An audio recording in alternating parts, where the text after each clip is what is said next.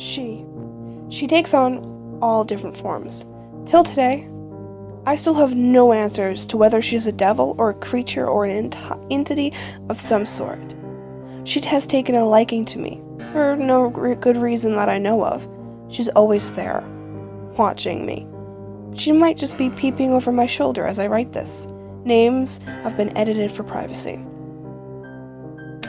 This story unfolded when I went backpacking with a group of friends to the US. We told ourselves it would be an amazing trip. We'd do the most spontaneous things, and this would be the dream vacation we'd always envisioned. There was 5 of us. Jake, George, Tim, Rachel, and me, and Emma. Emma. Sure, it was, on different levels.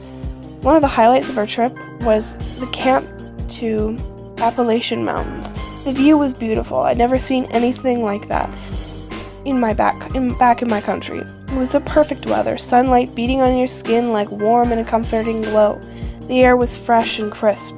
The water running down the river was soothing to the ears. The boys pitched the tent near the riverside, where there was fresh water, while Rachel and I sorted out the campsite. We decked our chairs out, dug a small hole in the ground, and started collecting firewood. Branches and crisp leaves from around the campsite. There was an abundance of materials we needed to start the fire and get dinner started. It was indeed the perfect campsite.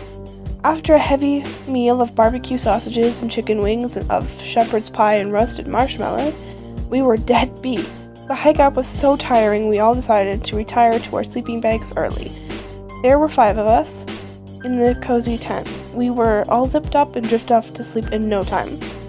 Weird things started happening to each and every one of us as we spent the night on the mountain. Here's every single member's account. 1 a.m. Tim woke up to George's incessant snoring, said he sounded like a dead pig in his sleep, nudged George a little, and drifted off to sleep again. 2 a.m. Rachel said she heard buzzing sounds. I remember her waking me up. I heard no sounds at all. 2:48 a.m. Rachel woke up Jake, told him about the buzzing sounds. There was a sudden clap of thunder that woke all of us up. We deduced it might just be some mosquitoes or insects around the area, lit a fire again, and went back to sleep. 4 a.m. I swear I heard screaming in my sleep. I tossed and turned for a bit, woke up to check my phone. 1 missed call from Mom. I just missed it. I must have been hearing voices. I went back to sleep. 5 a.m. George woke us all up. He told us there was screaming. Jake and Tim went up to check the other campers around the site, and they seemed to have no issue. 5:30 a.m. We were awoken by a camper from a campsite 8. He looked like an Indian. He told us his name was Randeed and wanted to check if we had heard the same thing in the morning, the screaming. We told him it had happened several times throughout the night, but we thought we could just be hearing things. Randeed got paranoid and poured salt around his and our campsite. All of us went back to sleep. 7:30 p.m. or a.m. Rachel's alarm rang. Early bird. I wanted to sleep in, but we were all but awoken by the common happening outside. All of us got out of our tents to go to check. Our campsites had 5 different tents. There was ours, Randu's, a southern family with their 2 children, an elderly couple, and one other group of 4 friends camping. Apparently, there was a girl missing from the campsite. Her friend said there was no signs of any break-in to their tent. They did not hear any screaming. There was no signs of struggle. We were all confused because Randeed's family in our tent had heard screaming in the middle of the night.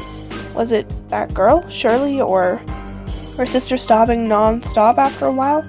A park ranger got to us and told us that he'd done his rounds and informed them if Shirley was found, or lost, or abducted.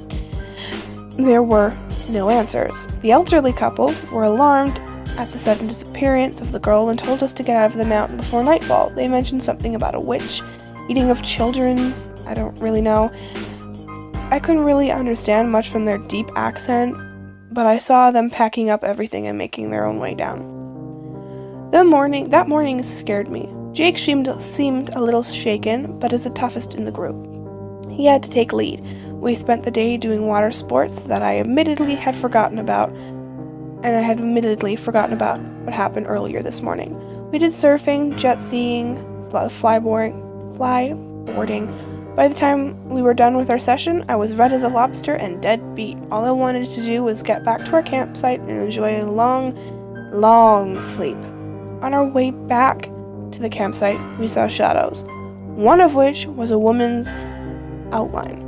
I just dismissed it as Rachel's shadow, or the trick of the mind, since I was dead beat by now, and the other I would never forget. It was a shadow of a woman in a hat.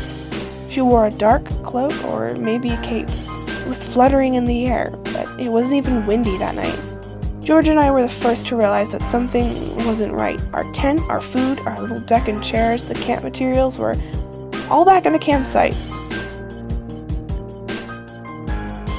George refused to go back, even after Jake called him a sissy. Rachel admitted that she felt like there was an eerie feeling and that we decided to spend the night in a motel. After going back in the morning to collect our things, luckily for us, George's uncle and aunt ran a motel near Appalachian Mountains. We headed there by foot. We all had a good night's rest. The next morning, however, we set off bright and early back to the campsite. What we saw horrified us. Imagine a peaceful place of green land right beside a river. There was a wooden board with the campsite marker carved onto it. All of our tents in alignment. The elderly couple who left, an empty lot. The next 2 tents belonged to the Southern family with their 2 children. One of the tents were ripped apart. By whom or what, I have no idea. Then there was Rindeed's tent and Sandy's tent, Shirley's sister, left completely untouched except for the sheer fact that there were footprints in the grass from the salt around his tent. Ours, we were lucky nothing was up with our rental tent, otherwise we would have had to pay for the damages. Park ranger came back shortly after. The Southern family were yelling at him, saying how unsafe this place was for campers. I would have understood their point of view. Luckily for them, both their children were safe. What happened to the campers? What happened to Shirley scared them, and they had to bunk down together with their parents. Park ranger and the police decided to close off the area and let investigations go on. We were told to leave the campsite immediately. Heck, we wanted to. All 5 of us got together, packed our bags, and got off the mountain. We dropped off our rental tent, deck chairs, and were off soon on our flight back to England. I want to forget about everything that happened there, but the nightmare was just starting. Hey guys, thank you so much for watching. Hopefully we'll see you at the next video. Alright, stay savvy.